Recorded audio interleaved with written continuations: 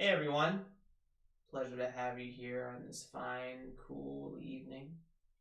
This is my jazz radio voice. Welcome to Roll to Forge. It just sounds like vocal fry. Sounds like you're killing your voice. It does hurt.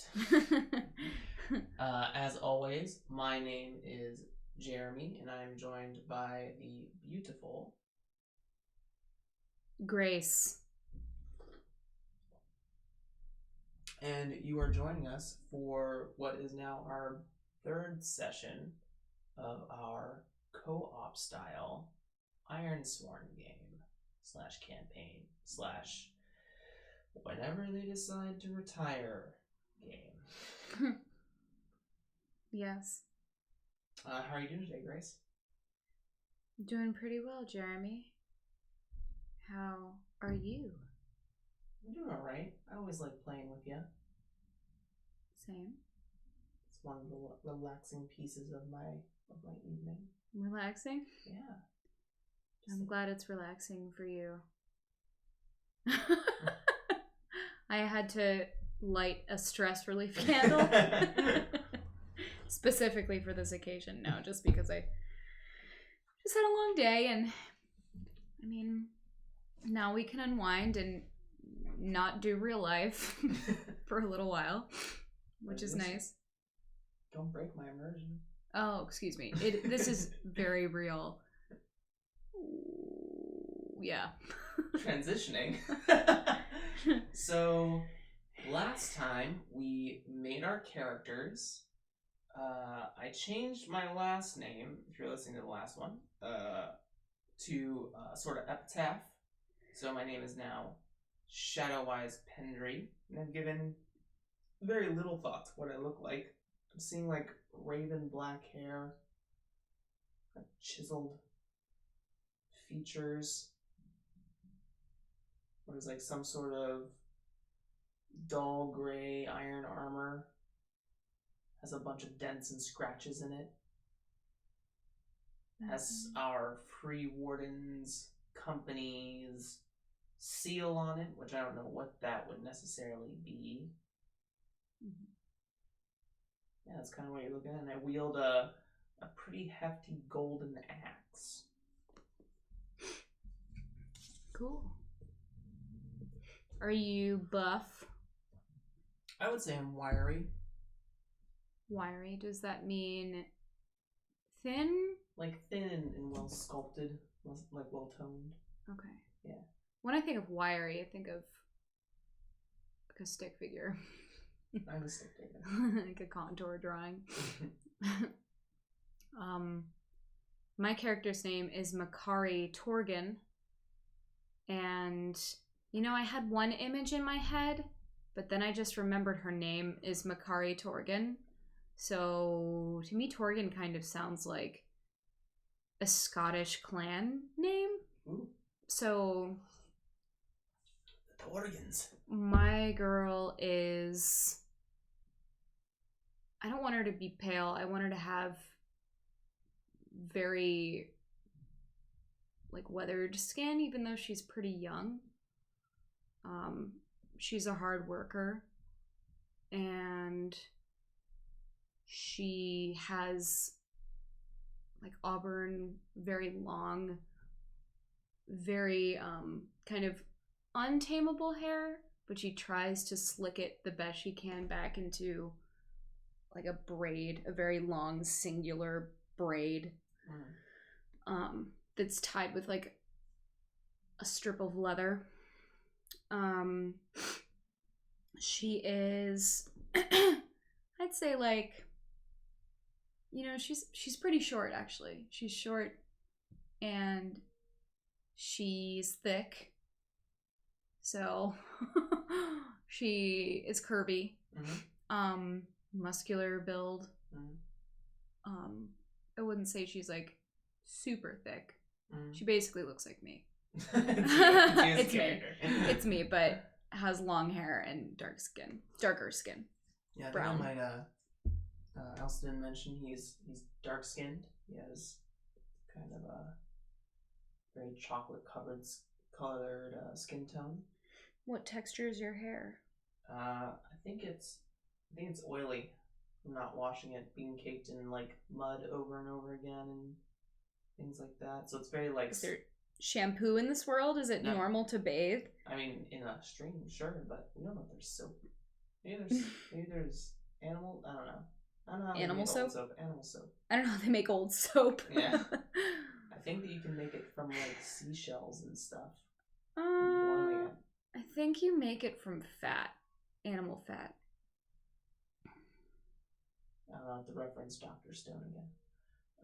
But like a salt and pepper top knot, dark skin, wiry frame, weathered iron armor, golden axe. He always has this look of like.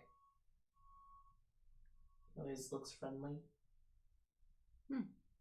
I wasn't expecting that. Yeah. No one ever does. What? Oh, you mean with characters in general? Yeah. Friendly? Not dark and brooding? I'm always squinting. Like, I always look like I'm thinking about something. And I don't really have a good poker face. So I'm always reacting to things that people are saying. Even if I'm not trying to. So I am always carrying a slingshot. I have a really good slingshot, and I'm really great at using it for everything. Hunting, annoying people. Do you just use like stones or rocks or? Yeah, rocks or acorns? stones if I'm being, if I'm trying to hurt somebody. Is like some unique poisonous seeds. Shoot, who knows? Who knows? Who knows? What about your doggo? My doggo. My doggo is named Blood, and he's kind of like a German Shepherd. Mm-hmm. Maybe a slight mutt, but a big dog. Mm-hmm. Totally black. Mm-hmm. No markings. Just this like big black dog with pointy ears, shaggy fur, very loyal and obedient. To you. To me. Yes. And to anybody I say to trust. But with strangers, he's definitely wary of them. I have him trained to follow me very closely. Okay. Great. Yeah. So those are our characters. Let's talk about our vows and our current inciting incident and what we can craft from that. So we have our background vows, which mine is to discover the secrets of the metal pillars, and that background vow may never be accomplished, may always be sort of my driving force in this world, but I believe they hold the secret to why this land is filled with such horrors. Mm-hmm. How about you? Do you have a background vow? Well, we picked them together, so one belongs to each of us? The easiest one, the top one, is our inciting incident, what we have to solve right now, which I'll talk about in a second. But what's your like driving force in this world? What's your goal as a person? Should be written as that bottom vow. Discover the secret of the metal pillars. Is that also your like goal in life? Doesn't have to match mine. I think I'm more curious as a person to the pillars are interesting, but I want to know what's the name of the original people? The firstborn? Yeah, yes, I would like to know more about the firstborn. I'm curious about the firstborn. So then what's like an objective you get? Are you trying to like unite the cultures? Are you trying to learn some ancient secret? Are you... I think an ancient secret. Okay. Maybe there are some like traces of weapons that I've found that I'm curious about that don't belong to any of our people, Mm-hmm. or some craft work that's been left behind, some like paintings or cave art that I've seen that I want to know more about with stories on them that have been abandoned. So you're interested in craft? Yeah. Cool. You have to give that a ranking of either extreme or epic, whichever you feel is appropriate. But it just determines how hard the vow is to accomplish. It has to be one of those. Yes.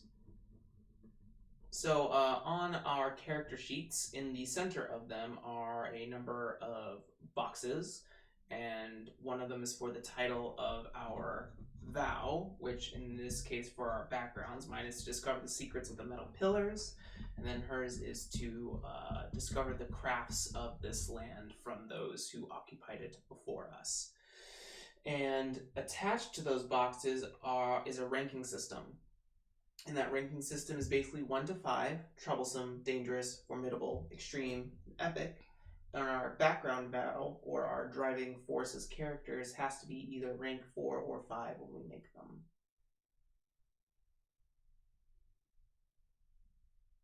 So for our inciting incident, I have vowed to you to rescue your sister, and I have vowed on my iron breastplate, which I wear like a heart on my sleeve, and we will rescue her from the basilisk. Mm-hmm. I assume you also want to rescue your sister? Absolutely. I mean, if I could make that my number one, I would. Mm-hmm. Well, it is our number one right now. It's what we have to do. So, we have to figure out where this basilisk lives. So, I have recently been a part of a project with Mr. Sean Tompkins in his new Ironsworn Delve supplement toolkit book, which will be coming out here very shortly. But it has a whole bunch of tools and passages that discuss how to create and moves that help us create and navigate through different, for layman's terms, dungeon-esque areas. The initial Ironsworn book has a lot of great tools for journeying overland and settlements, but doesn't really talk about what happens in between. It doesn't really have tools necessarily for that. Not that we couldn't come up with that in our own minds, but this gives us a little bit more framework for our spaces. So, I have one of those very sheets here, and we are going to develop where this basilisk lives, and then we will start to try and use the moves of this game to accomplish our tasks.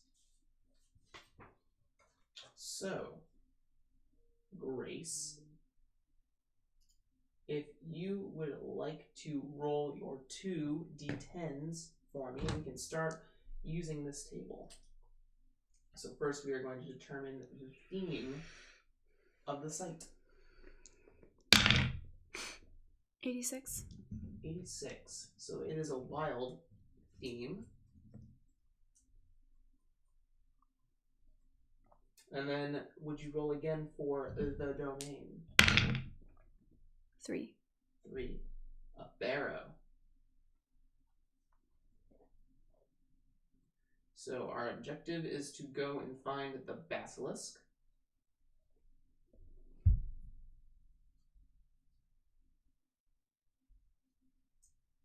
I don't know, what's kind of a... So let's see, I'll read these things here. Sites. Themes. So our wild theme. Despite our attempts to extend our control into untracked reaches, the primal forces of nature still hold sway across the Ironlands. In those wild places, we must test our shields against tooth and claw, our wits against insidious creatures, in our resolves against dangerous terrain and harsh environments. Be wary when you enter wild places of this world. Beyond the comforting walls of your village, you are not the hunter, you are the prey. So it sounds like we're going to be tangling with all sorts of overgrowth and beasties, from wolves and bears to Basilisk itself. We have that. And then our domain is a barrow. In this cruel land, there is no shortage of dead to be put to rest. Some barrows are simple crypts for a family or steading. Others are more elaborate or extensive, plunging well into the depths of the earth. A few inconspicuous mounds, their rock and earth worn by time, mark an entryway into impossibly labyrinthian tombs built by long-forgotten people. Even the most ancient of these sites still echo with the memory and power of lives once lived, battles once fought, loves gained or lost, and vows unfulfilled.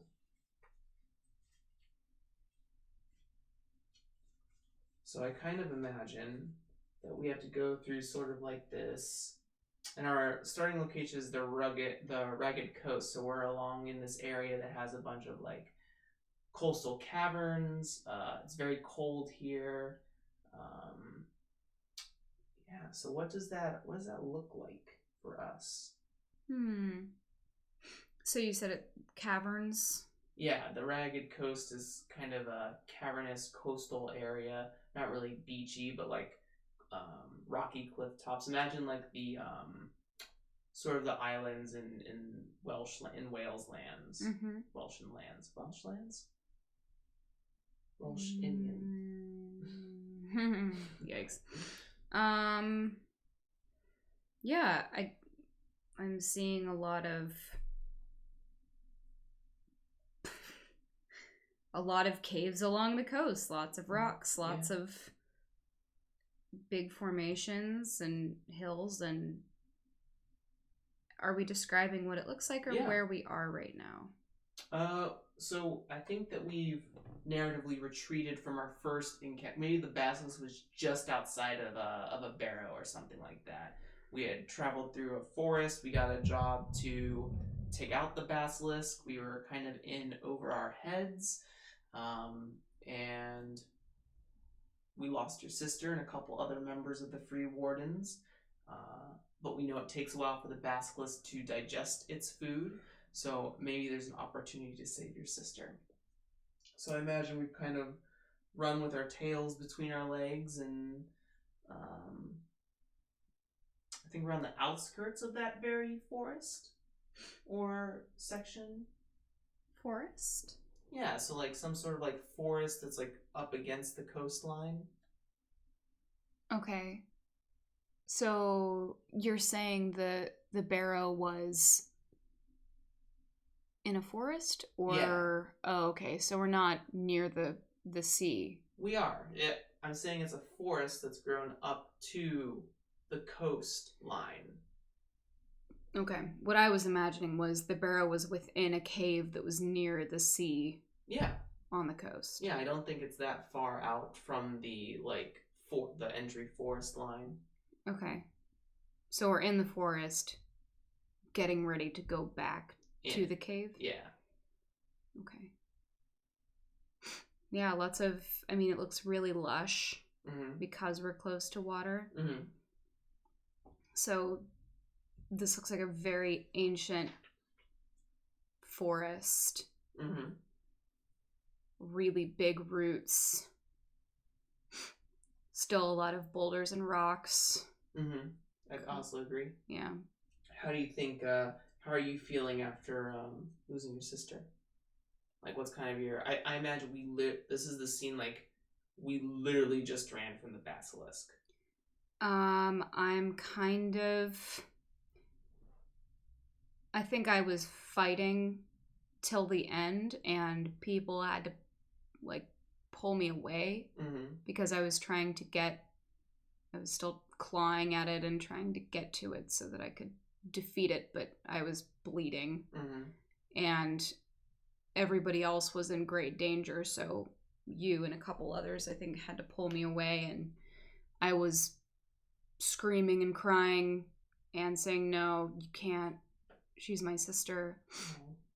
And I think since it's been a few moments have passed, I'm kind of in that state of like disassociation or yeah, disjointedness. and I like a I seem like I'm calm. Yes, exactly. I seem like I'm calm, but I'm really planning. Mm-hmm. I'm You're just squinting. yeah, I'm squinting into the distance, and I'm planning on defeating this. I'm trying to come up with a game plan. Yeah, I think I'm heaving and panting, and I'm kind of hunched over, axe in the ground. I like kind of sideways slump into the trunk of a tree. I turn to you and say, Makari, we will get your sister back. We just need a little time to regroup. I don't answer it. I'm still staring. I wonder how the rest of the group feels. So, what do we think about? First of all, how many of us do we think there are in our free warding company left? I think there are maybe 3 more left. So 5 of us total? Right now, yes. Okay. And we lost Makari and maybe the youngest member. Asha, your sister Asha, the youngest. Oh yeah, sorry, not myself. I am gone. Well, let's see. How do we think the free wardens are pretty steeled individuals? I think I'm gonna ask the oracle here to see how the others feel about going back to fight the basilisk. Mm-hmm. I think that it is so. When you ask the oracle, you said on 2 answers, some sort of yes or no. Do you think they're willing to go back, or are they not willing to go back? And you give that kind of the odds of it, like almost certain, likely, 50-50, unlikely, or small chance. And if the dice roll higher than that, then that means they are willing to go back. If not, then they probably don't want to, for good reasons. So I think that it's a 50-50. I don't think it's terribly likely because the basilisk is a pretty dangerous opponent. Mm-hmm. Okay. I agree with you. So if I roll the dice and I get 51 or higher, that means that they will come with us. If not, they will argue against going. Ooh, that is a 20.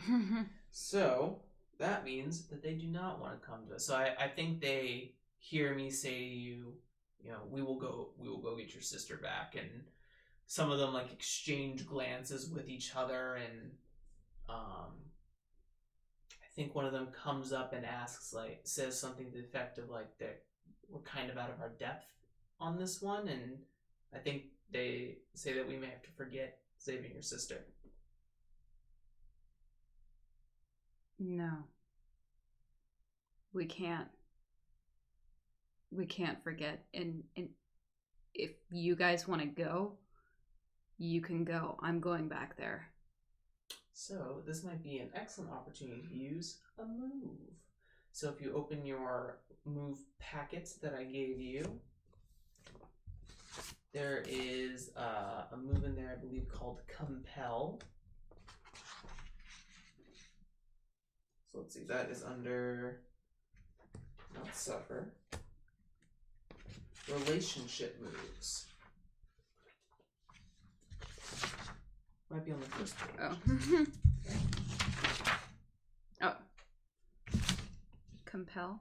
Yeah. So, when you attempt to persuade someone to do something, envision your approach and roll. If you charm, pacify, barter, or convince, roll plus heart. Add +1 if you share a bond, which you do. Threaten or incite, roll plus iron. Lie or swindle, roll plus shadow. And then the results are listed there below. So in Ironsworn, there are 3 dice that you use. You use 2 d10s and 1 d6. That is 2 10-sided dice and 1 6-sided dice. And if your 6-sided dice plus your appropriate modifiers beat your challenge dice, it determines either a strong hit, a weak hit, or a miss. So that is what you can do. So do you want to... It's going to be very hard for us to take on this basilisk by the two of us. I think that I will aid you in kind of calling out on them, and I'll use the aid ally action. When you secure an advantage in direct support of an ally and score a hit, they, instead of you, can take the benefits of the move. So I'm going to try to secure an advantage by kind of piggybacking on what you just said. So let's see. When you assess the situation, make preparations, or attempt to gain leverage, envision your action and roll. Let's see. If you act with, I think, charm, loyalty, and courage, roll plus heart. So that's what I'm going to do. I'm going to roll plus my heart stat. So my heart is 3 because I'm me.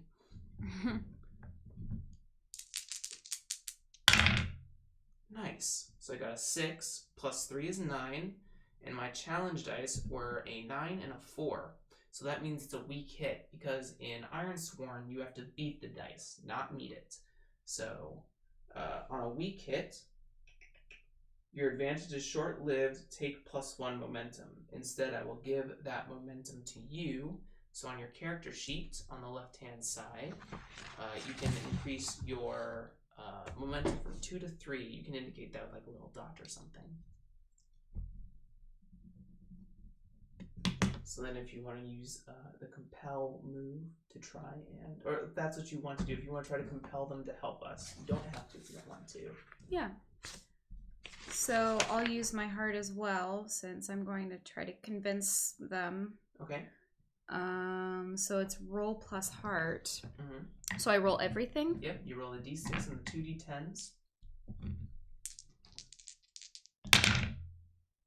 So your action die is a 5, your heart is 2, so that means it's a 7, but it's a miss because you didn't beat either of your challenge dice. So what does it say on a miss? So on a miss, they refuse to make a demand which costs you greatly. Pay the price. So the pay the price move...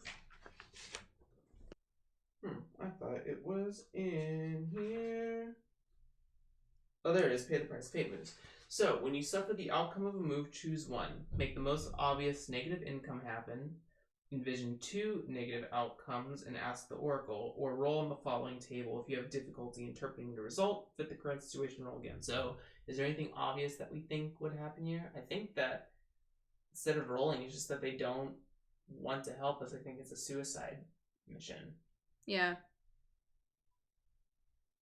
Do you still want to... I'll follow you. We're best friends. And I have a vow to you to rescue your sister, so I will go with you. I want to do this. It didn't sound like I was going to back down even if they said no. Alright, well then I guess we go without them to try and get your sister back. Mm-hmm. So I think I turn to them and I go, wait for us at the nearest settlement. If we're not back in 5 days, we're probably dead. And I think I don't think they would betray us. I think they're pretty loyal to us, especially if we have a bond with them. Mm-hmm.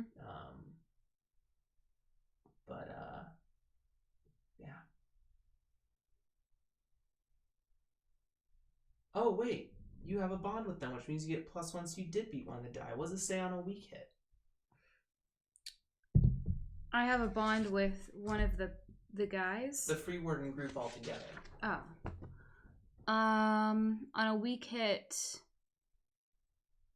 as above, but they ask... Oh, it's like a strong move, but they ask something of you in return. Mm-hmm. Okay. So you have to envision what they want. Okay. Let's use the oracle table to find out what they want. Let's do a character goal. Let's see what it is they want. 62. Enrich themselves. Huh. So what could that mean for them? Enrich themselves. Maybe they don't know the story of my golden axe. Maybe that's important to them. That you tell them? Yeah. There's no big use for, or maybe we owe them a favor. Either a favor or I have to tell them something, or you have to tell them something. Yeah. I was thinking weird. One of them likes my sister and wants to marry her. Mm-hmm. And if she's saved, then they'll get to marry her. Well, under those conditions, do you want them to come? I mean, to me, I'm like thinking about the devil's bargain thing instead of like this. Because to me, that would be a devil's bargain because I don't want that to happen. Sure. But, I mean, I'd rather it be something not that. Because that's a devil's bargain, right? Yeah, I mean, it's whatever you think enrich themselves mean. They're going to ask for something, so... Well, let's go with your story of the axe. Sure, we'll keep it simple for Or them. maybe they want the axe. Yeah, they're not getting that. Well, is it the story of the axe or do they want it? Let's see. Let's ask the oracle. I think it's unlikely that they want it. Who would want Or it? likely that they just want the story. Yep. They just want the story. Okay. That's an 83. So yeah. So I'll tell them the story of the axe if we can rescue your sister, which means your compel was in some form of success. Great. So, I think we continue on through the forest. We get ready to delve back in. So we're going to go to our delve portion of our sheet. I think that this, since we've already kind of tracked it, that this environment is only formidable, or I think it's just dangerous for us. I think we've been in here once before.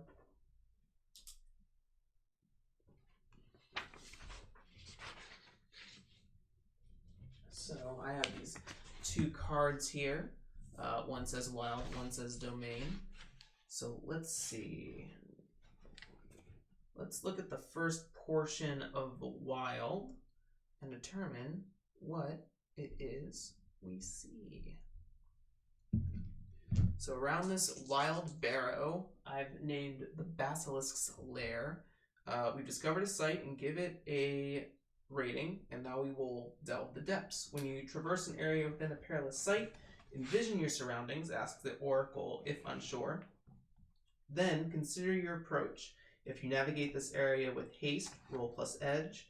With stealth or trickery, roll plus shadow. With observation, intuition, or expertise, roll plus wits. So let's see. I think that this is a place that we kind of take the slow stealth approach, and I think I'll roll plus shadow on this. Even though my shadow isn't particularly high, but I am shadow wise. Move those over.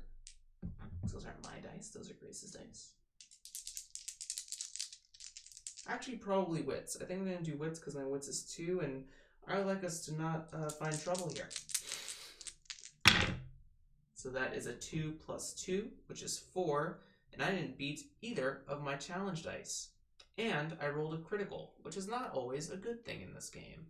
So in Ironsworn, when you roll on your challenge dice the exact same number, you apply some sort of narrative plot twist to your environment. So first, delve the depths. We rolled a miss, so that means I have to reveal a danger from here. And then I will also have to roll a major plot twist, unless one just springs up for me. So I'm going to roll danger. That is 58, and that is going to be Where are my other dangers? Reveal the danger. Oh, there it is. So 58. You face an environmental or architectural hazard. And then what is the major plot twist here? 48. A true identity is revealed. Let's see. So I think we come across some sort of firstborn ruins. Mm-hmm. And they look elvish, I think. I think there's some sort of what does elvish architecture look like, Grace? She is much more an informed artist than I am, so I will be defaulting to her for this sort of expertise.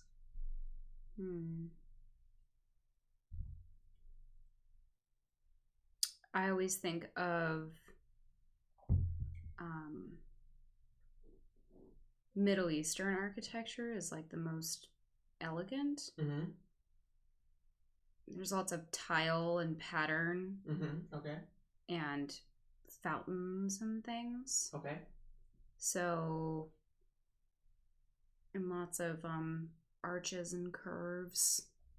So, I think we stumble upon some like really beautiful but shattered ruins of like a former garden of some sort, but it's trying to figure out what's dangerous about it. Maybe it's just like a huge fucking wall, like that is really hard to get over, and we need to. But we're getting back to the place that we were, right? Yeah, so maybe we get a little lost or try a different approach or something like that. Come across these ruins, and I like the archways, I like the tile thing. I like it being maybe like this, maybe like a lot of the rest of the structure is kind of taken back by time and nature, but it's like this open plaza, like maybe it was a garden at one point. And we're kind of walking through, and the top piece of an arch, like a keystone, comes off and comes to fall on top of one of us. So why don't, and you being the most enthralled by, excuse me, being enthralled by this architecture, I think you might be in danger's way. Sure. Does that make sense? Yeah. I want to speak for your character. So you will roll. Also, you know what though? I don't think I'm focused on that. I don't think any of us. It's just a matter of chance. Okay. Which is fine if it's closest to me. That's fine. Well, let's see. Maybe as soon as you like walk through, you're like pressing in. You don't notice it. And I try to reach out and grab you at the last second. So let's see. Where is the face danger move?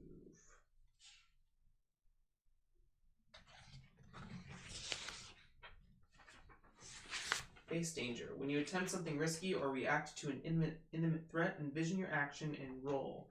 If you act with speed and agility, roll plus edge, which I think that's what it's going to be. Okay. Do you want me to grab you or do you want you to dodge it? If I'm grabbing you, I roll it. Oh, then you roll it. Okay.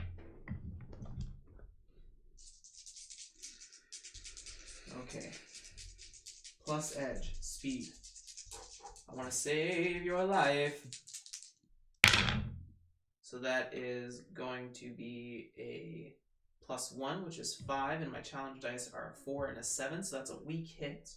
On a weak hit, you succeed but face a troublesome cost. Choose one. You are delayed, lose advantage, or face a new danger, which is suffer -1 momentum. You are tired or hurt, endure harm. You are dispirited or afraid, endure stress, or you sacrifice resources, suffer -1 supply. So I think that I push you. I sprint and push you out of the way, and classic, the rock falls on me, so I will endure harm in this case. When you face physical damage, suffer minus health equal to your foe's rank or as appropriate to the situation. If your health is 0, suffer minus momentum. Then roll plus health or plus iron, whichever is higher. So it'll be health in this case. So that's going to be plus 4, which doesn't beat any of my dice. On a miss, also suffer minus 1 momentum, and if you are at 0 health, make mark wounded, but I am not.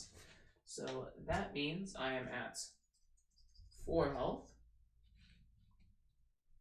And I suffer minus 1 momentum, bringing me to plus 1.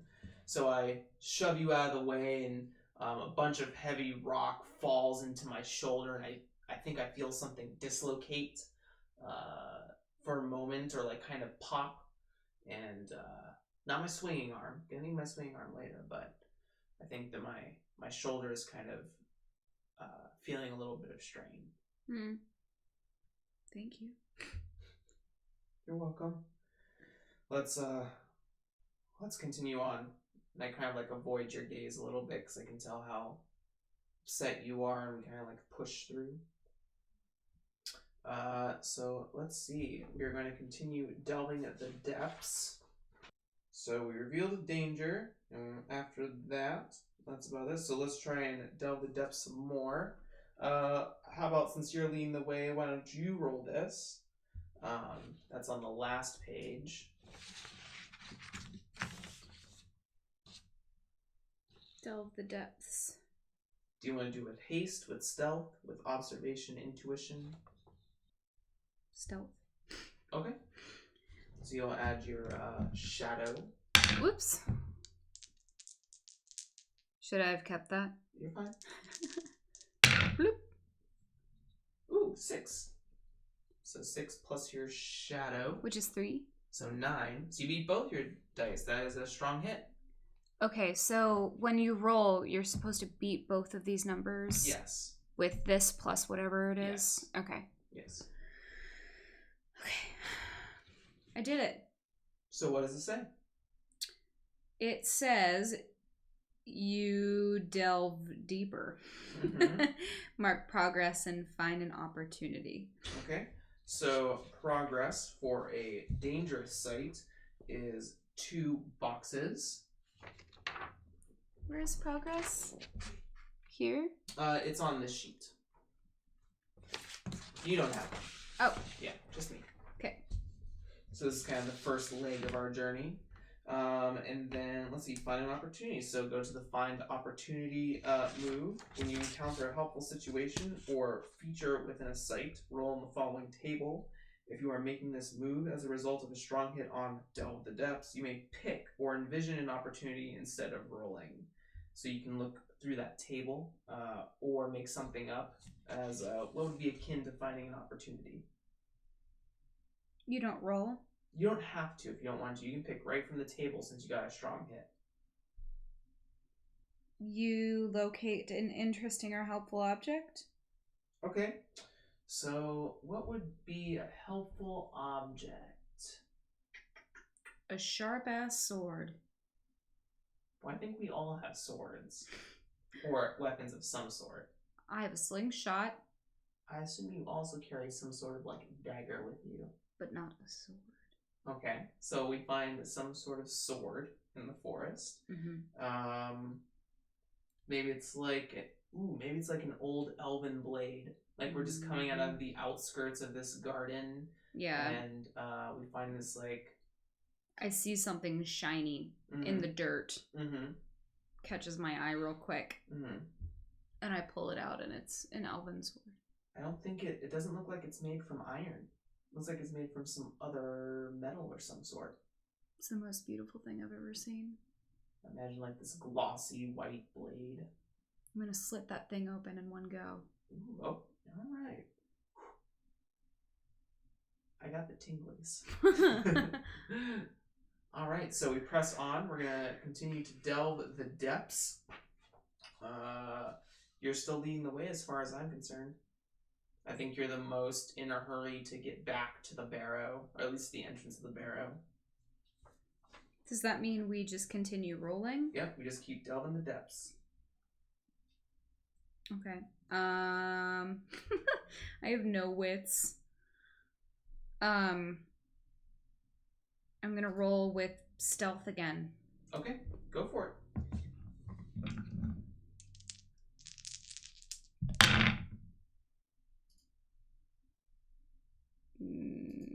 So these beat this or nah? What is the total? Oh, the total 4. So you did not beat either dice. So I think that's a miss. That's a total miss if it's okay. It has to always beat the dice. Okay. So reveal a danger. Ooh. Well, what are we finding here? Well, why don't you reveal a danger for us this time? Oh yeah. So do I roll everything again? No, just these. Yep. 5. Check the theme card. Sure, check the theme card. Where's the theme card? It's right here. 5. We find territorial markings. Oh God. So, let's see, what else could live in this forest? So on the sheet, you can write down kind of the denizens here. Let's make let's do bears. Let's do like a bear. Okay. We'll make bears very common. Or we'll actually make them common. Make what? So we see like a bear's den. Like a bear marking, like maybe like claw marks or some sort of droppings or something from this creature. Okay. I think that you kind of like press through, and I kind of grab your shoulder. I say, wait. And I kind of rub my hand against the bark of a tree. Claw marks, something large. Probably a bear. Everyone stay sharp. And now the Revenant is like blasting through my mind. Oh my God. Disgusting. So we'll keep a lookout for that. And I think that if we don't make it out of here, we'll encounter said bear maybe soon. So I am going to kind of take the lead on this one, and I'm going to... I think I'm going to do observation on this one and roll wits. So depths here. So that is going to be a 4 plus 2, which is 6. That is going to be one of my dice, which I rolled a 4 and an 8. So that's a weak hit. On a weak hit, roll on the following table according to your stat. Alright, I will do that right now. I used wits. Whoops, that's a 2. And that's a 6, so 62. Mark progress. Choose one, mark progress, and find an opportunity. Jesus Christ. Well, that's lucky. So I mark progress for a dangerous site.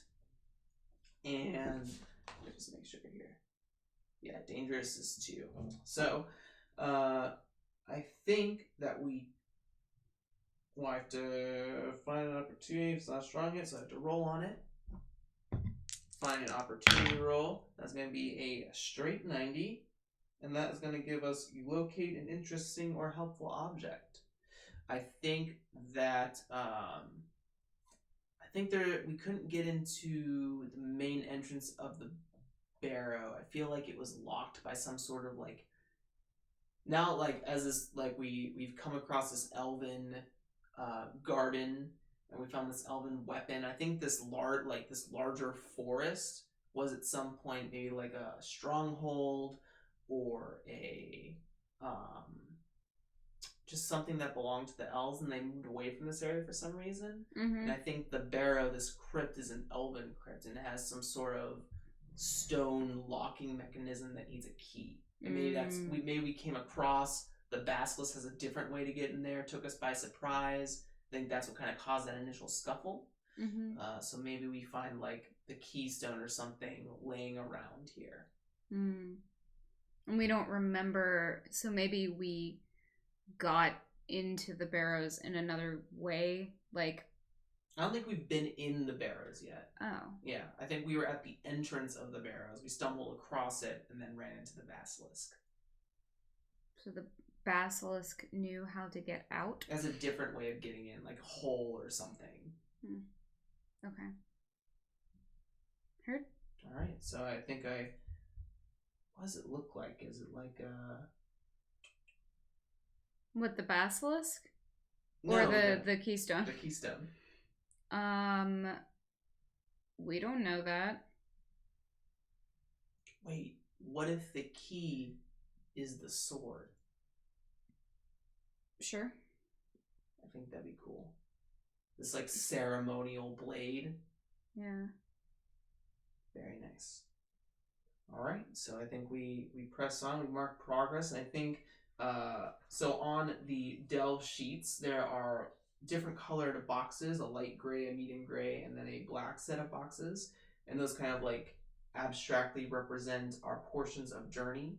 So I think that we've reached the barrow entrance, and we kind of like go over it, and it's very like vine ridden, maybe like bramble ridden, all over the stonework, and we see like different etchings of like swirls and geometrics inside of there or something to that, like tile work, like geometric tile work. We're kind of like all putting our hands over it, looking around, and I think that we find this like slit in a section of stonework, and maybe it has like something that relates to like an elven deity or something. And I say, Makari, bring that blade here. Okay. I bring it. Okay. What should I do? What do you think you should do? Do you think it's a key or something? We need to get in there now. And I shove it in. And I think it slides right in. We hear like this click noise, and it some sort of like a portcullis, like it's a round stone door that kind of like recedes into the earth. Just darkness in front of us. Okay. Do you have a torch? So in Ironsworn we have abstract supply, so we can check our gear to see if we have a torch. When you check to see if you have a specific helpful item and you have at least +1 supply, roll plus supply. So we have 5 supply between the two of us. So it's going to be 3 plus 5, which is 8, and that beats one of the dice, which was a 6 and a 9 I rolled. So on a weak hit, you have it, but your resources are diminished. Take +1 momentum and suffer -1 supply. So both of our supplies will go down to 4. Because in Ironsworn, you share supply. But I reach into one of our packs. I pull out oil moistened torch and light it with some flint, and it kind of lights up the immediate 10 feet of us, and as we descend into the barrow, I think it's like this very like gradual decline, and I think it's very like moist in there. Damp, smells like wet earth. Lots of mineral. It doesn't smell like flesh or anything, like dead people. Not yet, I don't think. I think it's like deeper in. So let's see. What is a feature of the barrow here? Whoops, those are your dice. So 23. Okay, so we do come across some burial chambers after a little bit. So we kind of walk down, and I think that we start to catch the smell of like leather. I don't think it's necessarily decay. I think it's a very like very Egyptian mummy like preservation. Like I don't think it's like it's anything, old as fuck. Yeah. It's not musty, recent. Yeah, it's musty. It's not like fleshy, rotten decay. It's like this just old kind of like library smell. I think a little bit. And I think that we see like these tall caskets. I don't think they're like horizontal laying tombs. I think they're like vertical sarcophagi with maybe like different faces on them, because elves in this world wear these masks over top of them. So I think that on top of the sarcophagus is a indent that allows that person's mask to be put on there. Dope. Yeah, very like pharaoh like. What if the elves are just incredible painters and their masks look like super idealized versions of themselves and are like hyper realistic? I'm into it. So the masks kind of appear to be alive, kind of like maybe like they're like, it seems like it has that glossy effect where it's like watching you from our torchlight flickering all over the place. I don't even think there's like cobwebs in here. I don't think there was a way for like spiders to get into this space. Jeez. Yeah. At least so it's not very this specific maybe chamber. it's like very clean and organized. Yeah. Interesting. Do you think there are any like effects here? Like any like items?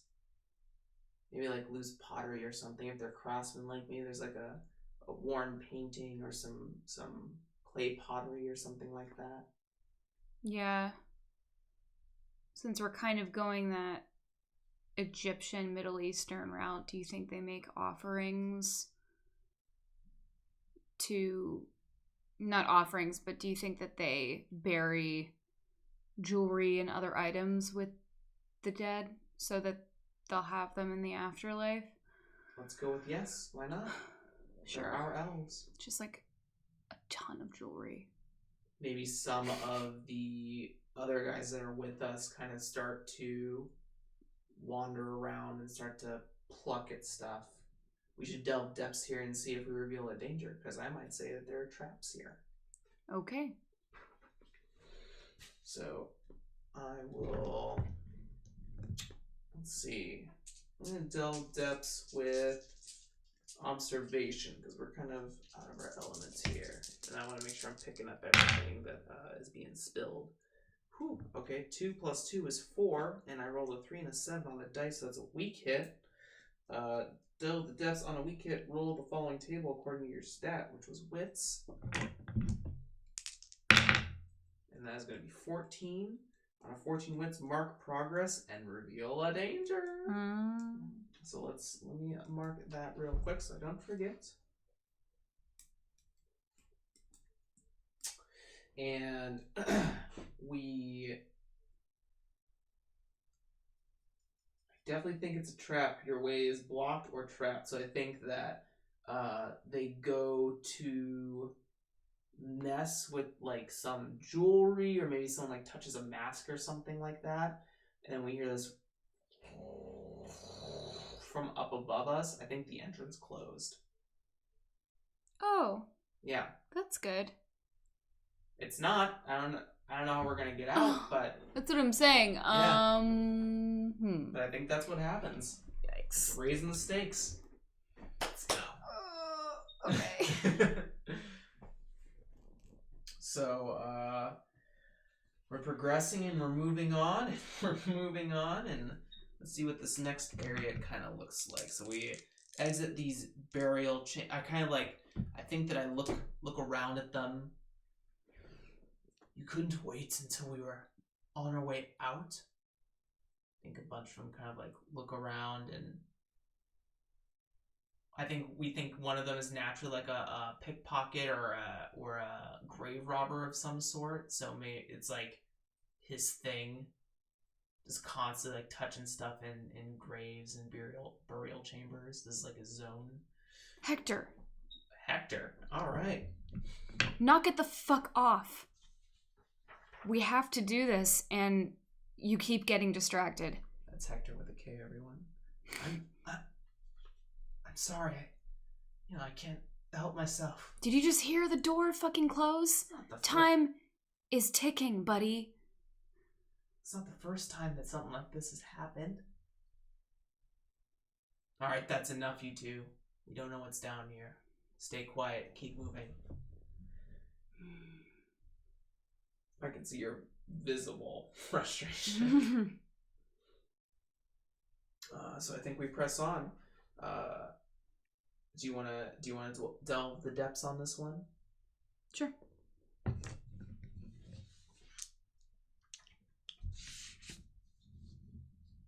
I'm going to.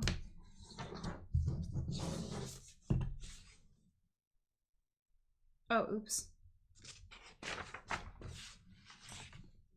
Stealth. Okay.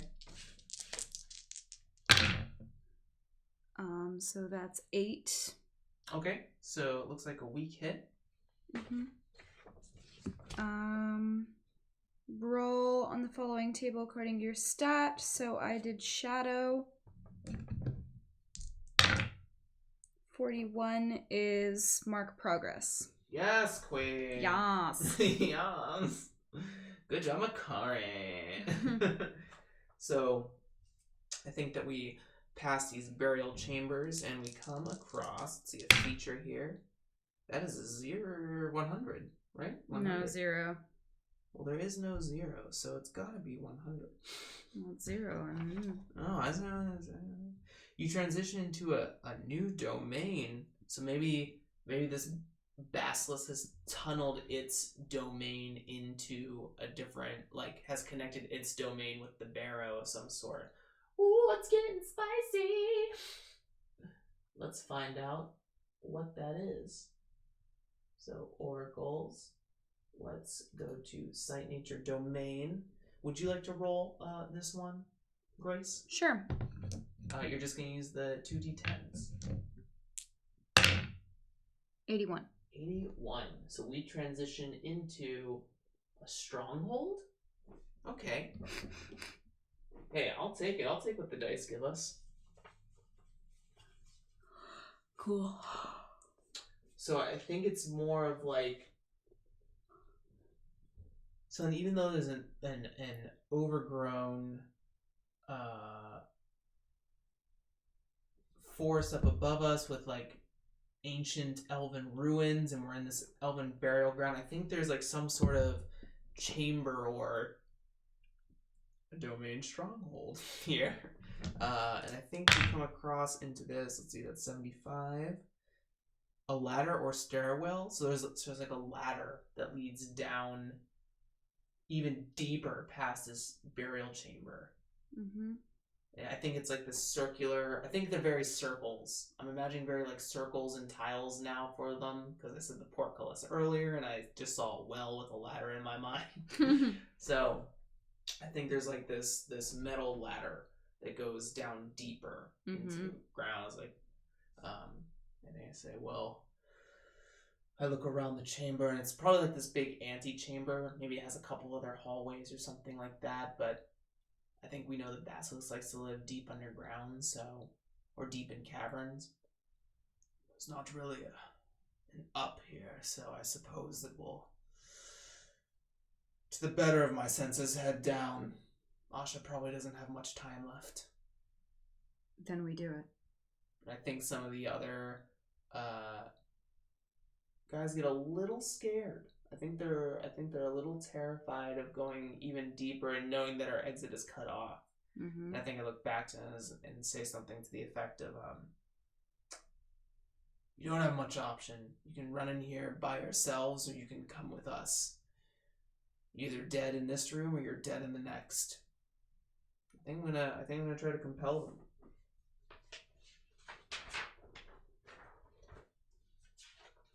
So, compel, and I am doing it with threaten. I don't think I'm trying to charm them. I think I'm just being very real with them. So that's going to be plus iron.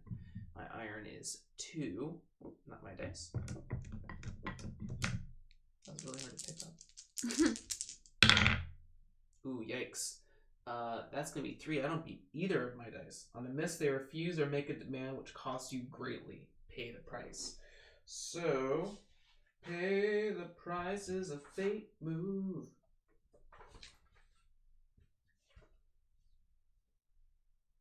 I think I'm just gonna roll on the table here on this one. I don't know what they're capable of in this space.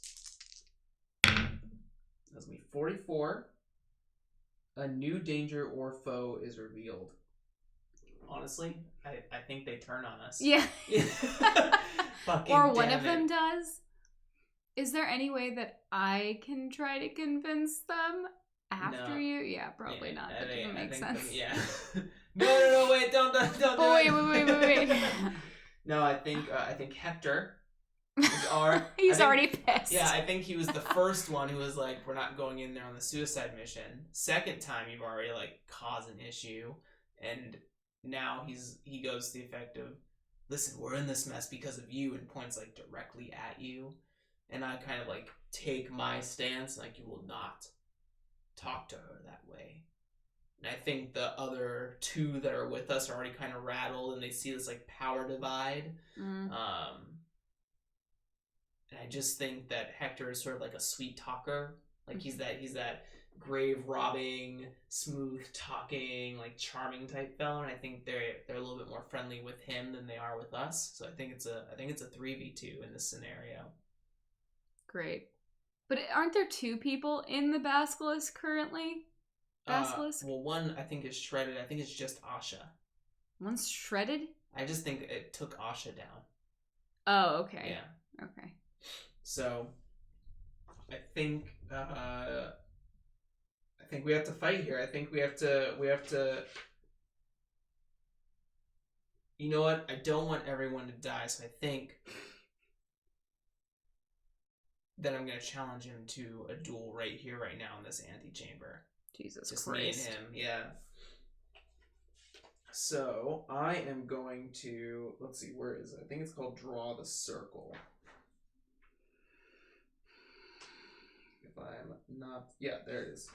Draw the Circle. When you challenge someone to a formal duel or accept the challenge, roll plus heart. If you share a bond with this community, add +1. So I am going to do that.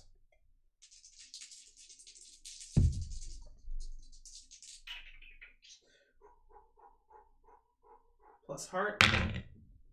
That's 5 plus 3, which is 8. So that beats one of my dice, giving me a weak hit. Oh, but I also share, but that's 9, so it doesn't beat my 9 on the dice. So a weak hit. On a weak hit, you may choose one boast in exchange for 1 momentum. Either grant first strike, your foe has initiative. Bear yourself, take no benefit of armor or shield, your foe's harm is +1. Hold no iron, take no benefit of weapons, your harm is +1. Bloody yourself, endure harm, or to the death. One way or another, this fight must end with the death. I think that he takes the first move, so I'm going to grant the first strike. Then I enter fighting. And I think I turn you to stay out of this. We can't have everyone getting involved. Okay. My dog is on edge, so I tell him to calm down. He's watching. So enter the fray. Just a troublesome foe. I don't think he's much better than me in combat. So enter the fray. But I already gave him the fray, so he has initiative. When your foe has initiative and you fight with them in close quarters, roll plus iron. When you exchange a volley at range, roll plus edge. So plus iron. Clash. So that is going to be 4, plus my iron is 2, which is 6. That gives me a weak hit. On a weak hit, inflict your harm, but then pay the price. Your foe has initiative still. Balls! So I think I take my axe and I heave over top. I think initially I went to go take it easy on him by giving him the first blow. And I think he's actually out for blood. I didn't think it would come to these sorts of terms. And my axe kind of like comes off of his armor and skids against stone, and I think he lands like a good blow into probably a joint or something. So inflict your harm, but then pay the price. So pay the price is a fate move. 53. It causes delay or puts you at a disadvantage. And I think it's in that same shoulder. I think that he got me where the rock hit me earlier, and I was just too slow to move. Oh, I know. What a tragedy. And you're gonna be in some good shape to fight this fucking snake. I know. Listen, Hector's being a dick. Where are our vow sheets?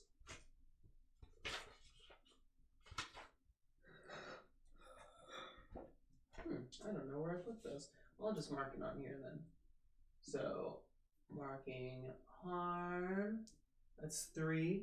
So I hit him and it like basically dents his breastplate right inside. We hear like a crack and then it like skids off and hits stone. But he still has initiative here. So fighting. I am feeling roughed up, but I didn't suffer harm, so that's good.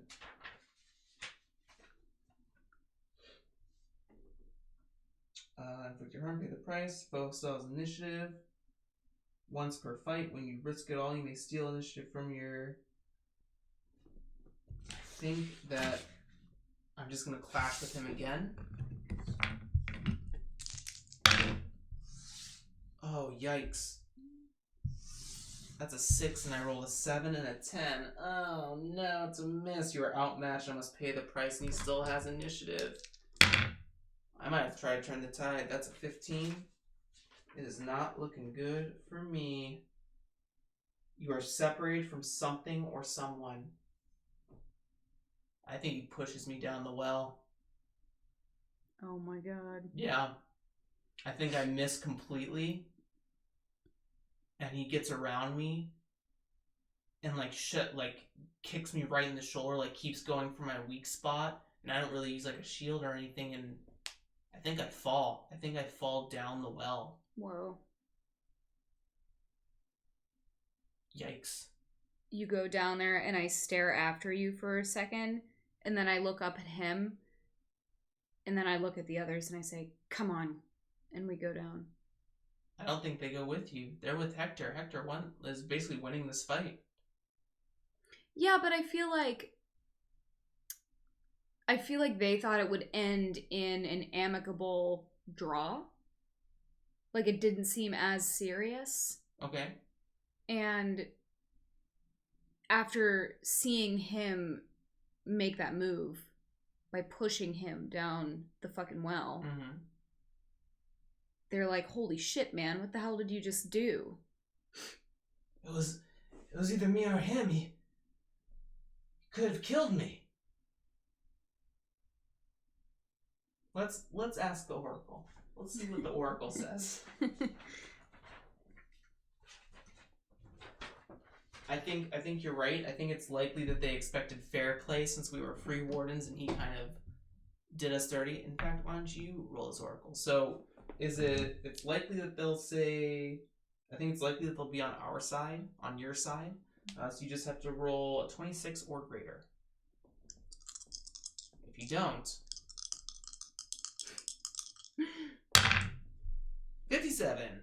So I think both of them kind of look at each other and then look at you and look down the well. And I think they kind of restrain Hector and maybe tie him up or something like that. What do you think? I think that Hector is regretful. Okay. Because I think that he is not I think that your character is more of the leader of the group. He seems like he's the most level-headed. So I feel like Hector thinks that he needs others to get out of that place. So basically he needs you to get on his way, so he can't believe what he did. Okay. And I think that he immediately wants remorse. So they all just follow. All right. I don't think the fall is actually terribly that far. Not because I don't want to be hurt, but I think it's still deep. But I think I catch ladder. Okay, but it appeared Yeah, it appeared deeper Okay. than maybe it actually was.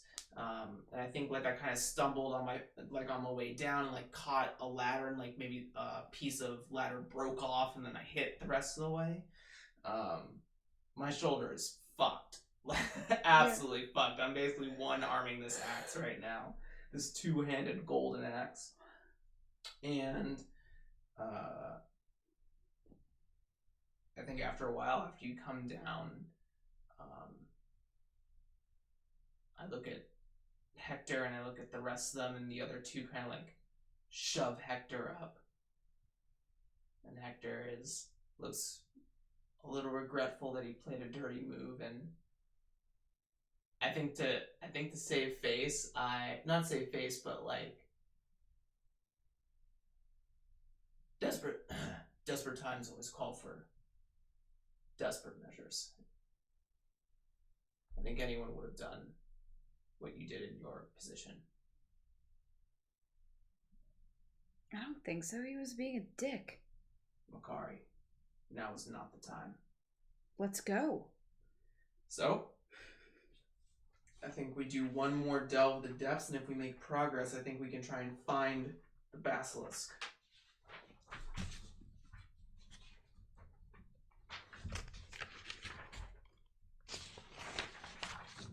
Okay. All right. Do you want to do it? No, I'm hurt. I'd rather you lead. Okay. I'll do it with stealth again. Okay. So 8. Is your total? Yes. And what did you roll on your challenge dice? 4 and 1.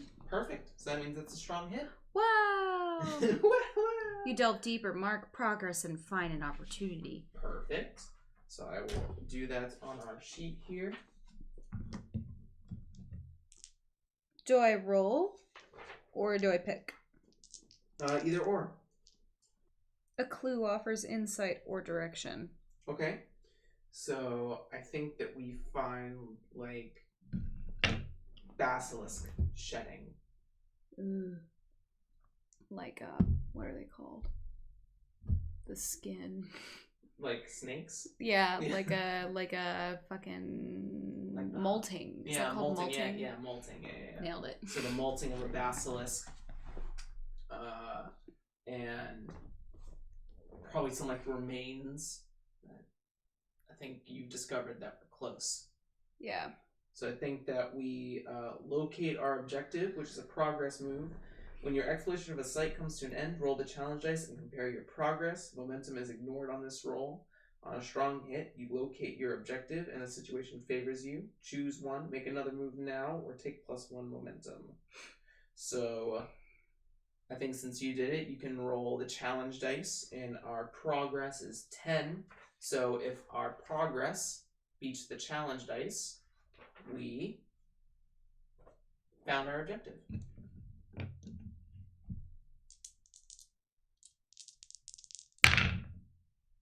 Great. You rolled 83. An 8 and a 3. An 8 and a 3. So this replaces the D6 in this case. Uh-huh. So that means that's a strong hit. And on a strong hit, you locate your objective and the situation favors you. Choose one. Make another move now, not a progress move, and add +1, or take 1 momentum. So I think that where does the basilisk lie? Let's do a whoop whoop. Hello, dice. Hello. Beep boop beep beep. 90. So something unusual or unexpected. What could that be? I think I'm gonna ask the oracle table on this one. There's a cow. There's a cow in here. Do you want there to be a cow? No. Okay. A live cow. Everyone at home, Grace loves cows. A live cow that just doesn't kill. No, there's somebody making an offering to it, keeping it. Let's do a major plot fed. twist. Let's see what happens on a major plot twist here. 66. That is going to be dicks. The enemy gains new allies. What? Maybe they're babies. Basilisk babies, you mean? No! Like a snake pit from Indiana Jones. Yes, no. I think that makes sense, though. That's my interpretation of the plot twist. What is it? The enemy gains new allies? Yeah. It's a mother basilisk. It has small, tiny children. Okay. And I think we stumble into, like, oh wait, that was a feature. Doesn't have to have children. Something unusual or unexpected about the feature of the stronghold. The enemy gains new allies, though. What could that mean for the place? Features. So we discover a feature, is that Of it? the stronghold, yeah. And it's something unusual or unexpected? Yeah. What are strongholds usually like? Is that like a fortress? Yeah. Okay. A fortress secured against trespassers.